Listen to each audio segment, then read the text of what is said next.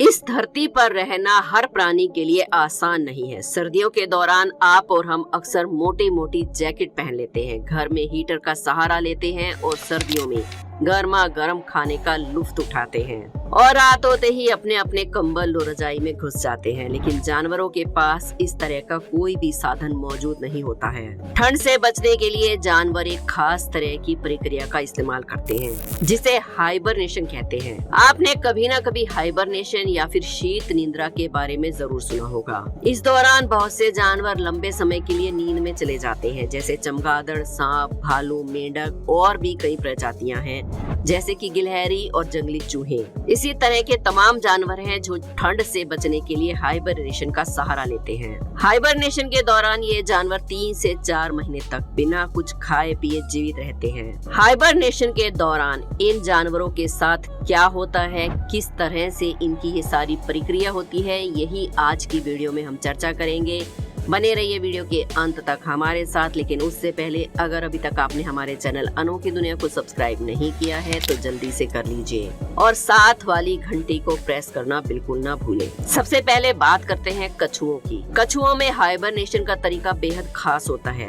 कई बार तो ये पता लगाना मुश्किल हो जाता है कि कछुआ जीवित भी है या नहीं। कछुए हाइबरनेशन के लिए कई बार मिट्टी खोदकर गड्ढा बना लेते हैं और उसमें जाकर छिप जाते हैं। हाइबरनेशन के दौरान इनके आसपास इतनी मिट्टी जमा हो जाती है या फिर उसके ऊपर इतनी घास और पौधे उगना शुरू हो जाते हैं कि ये पता लगाना भी मुश्किल हो जाता है कि कछुआ जिंदा है या नहीं। कछुओं के हाइबरनेशन के बारे में बारीकी से जानने के लिए वैज्ञानिकों ने सालों से मेहनत की है। उन्होंने करीब 10 सालों तक कछुओं के ऊपर सेंसर्स लगाए और उनकी मूवमेंट को ट्रैक किया और ये जानने की कोशिश की कि कछुए गर्मी में और सर्दी में खुद को किस तरह से जीवित रखते हैं। तो पहले बात करते हैं सर्दियों की। जैसा कि हमने आपको बताया, कछुए जमीन में गड्ढा खोदकर उसके अंदर चले जाते हैं और सर्दियों का मौसम खत्म होने के बाद ही बाहर आते हैं। अब जरा इस कछुए को देखिए जो मिट्टी के अंदर पूरी तरह से दबा हुआ है। इसे देखकर कोई नहीं कह सकता कि ये अभी जिंदा भी है। सर्दियों के दौरान कछुए बहुत ज्यादा गहराई तक गड्ढा खोद देते हैं और उनके अंदर चले जाते हैं। कई महीनों तक वो बाहर नहीं आते और ना ही कोई मूवमेंट तक करते हैं।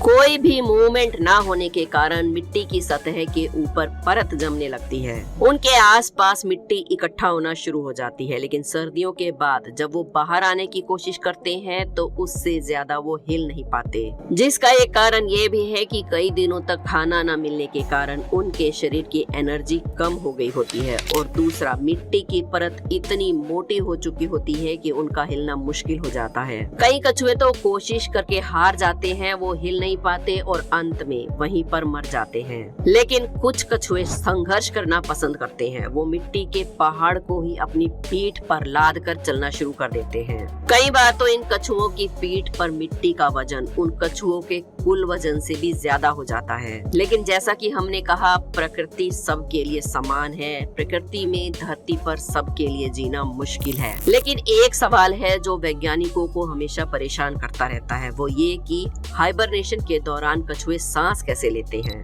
हालांकि हाइबरनेशन के दौरान उनका मेटाबॉलिज्म धीमा हो जाता है और वो अपना मेटाबॉलिज्म इसलिए धीमा कर लेते हैं ताकि उनकी एनर्जी बची रह सके, ताकि वो ज्यादा समय तक खुद को हाइबरनेट कर सके। लेकिन फिर भी सांस लेने की जरूरत तो पड़ती ही है और मिट्टी के भीतर ऑक्सीजन का लेवल ना के बराबर हो जाता है। ऐसे में कछुए दूसरे किस्म के मेटाबॉलिज्म को अपनाते हैं। वो खुद को ऑक्सीजन फ्री मोड पर स्विच कर देते हैं। कछुए अपनी बॉडी के फैट और स्किन और अन्य रसायनों की मदद से एक खास प्रकार का एंजाइम क्रिएट करते हैं, जिसकी वजह से उन्हें ऑक्सीजन की जरूरत नहीं पड़ती और कुछ कछुए अपनी स्किन की मदद से ही सांस लेने लगते हैं। आपको ये जानकर हैरानी होगी कि ना सिर्फ सर्दियों में बल्कि गर्मियों में भी कछुए जमीन में गड्ढा खोदकर उसमें चले जाते हैं और वो इसलिए ऐसा करते हैं क्योंकि कछुओं को ठंड के साथ साथ ज्यादा गर्मी भी बर्दाश्त नहीं होती और गर्मी पड़ने पर मिट्टी की ठंडक से खुद को बचाने के लिए वो मिट्टी में गड्ढे खोदकर उनमें अपने आप को छिपा लेते हैं।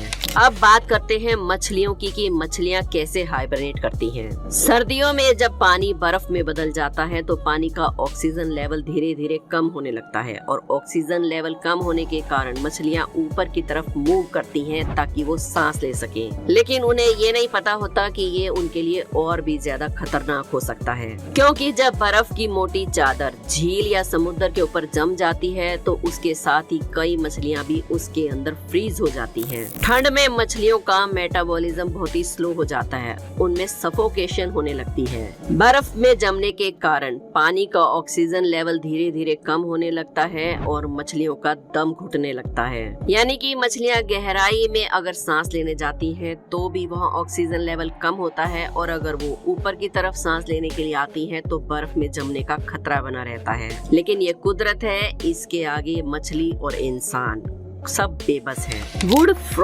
फ्रॉग का हाइबरनेशन का तरीका बेहद ही अनोखा और निराला होता है। ये दूसरे जानवरों की तरह किसी गर्म जगह की तलाश नहीं करते, बल्कि किसी पेड़ या पत्ते के नीचे अपना ठिकाना बना लेते हैं और इनकी बॉडी के ऊपर बर्फ की एक लेयर जमा होने लगती है। बर्फ में जमने के बाद भी ये मेंढक जमते नहीं है। हालांकि जमने के कारण मेंढक के ऊपर की लेयर बहुत ही हार्ड और क्रंची हो जाती है, साथ ही मेंढक के अंदर एक अलग तरह का प्रोटीन बनना शुरू हो जाता है। इस दौरान इस मेंढक के लीवर के अंदर अतिरिक्त ग्लूकोज का निर्माण होना शुरू हो जाता है, जिससे मेंढक को जिंदा रहने के लिए ताकत मिलती है। हाइबरनेशन के दौरान ना तो ये मेंढक हिलता है और ना ही अपने दिमाग का इस्तेमाल करता है, इससे इसकी एनर्जी बची रहती है। सिर्फ वो जीवित रहता है और कोई काम नहीं करता। मौसम बदलने के बाद मेंढक के ऊपर से जब बर्फ की लेयर पिघलने लगती है तो वो फिर से नॉर्मल हो जाता है।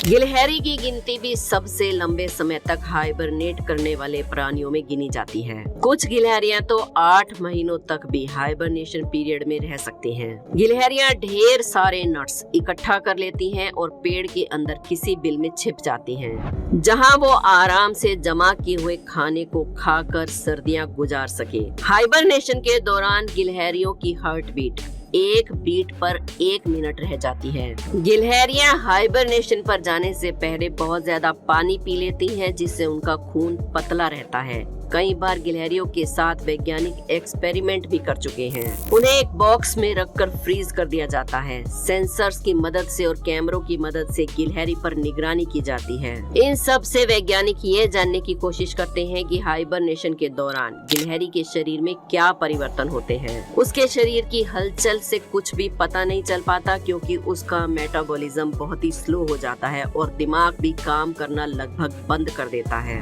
हाइबरनेशन के दौरान बस वो एक बेजान चीज की तरह पड़ी नजर आती है। हाइबरनेट करने वाले जानवरों को कुदरत ने नेचुरल इंटरनल क्लॉक दिया है, जिससे उन्हें पता चल जाता है कि कितने समय तक सोना है। जैसे कि आप रात को सोते हैं और जब नींद पूरी हो जाती है तो बिना अलार्म क्लॉक के ही आप उठ जाते हैं, ठीक वैसे ही इन जानवरों में भी देखने को मिलता है। हाइबरनेशन पर जाने से पहले ये जानवर बहुत ज्यादा खा पी लेते हैं, जिससे इनकी बॉडी के अंदर बहुत ही ज्यादा फैट और एनर्जी जमा हो जाती है, जो कि हाइबरनेशन के टाइम इनके काम आती है। और जब हाइबरनेशन का समय पूरा होने वाला होता है तो इन जानवरों ने जो एनर्जी अपने अंदर स्टोर की थी वो खत्म होने लगती है और ब्रेन एक सिग्नल देने लगता है कि बॉडी के अंदर की एनर्जी खत्म होने वाली है, उठने का समय हो गया है और बॉडी को अब और खाने की जरूरत है। क्या आपने कभी सोचा है कि अगर इंसान हाइबरनेशन करना शुरू कर दे तो क्या होगा? क्या इंसान हाइबरनेशन प्रक्रिया अपनाने के बाद 1000 साल तक जी सकता है? क्या वो स्पेस में जा सकता है? क्या वो इंसान किसी भी ग्रह पर सरवाइव कर सकता है? अगर इंसान भी हाइबरनेशन करना सीख जाए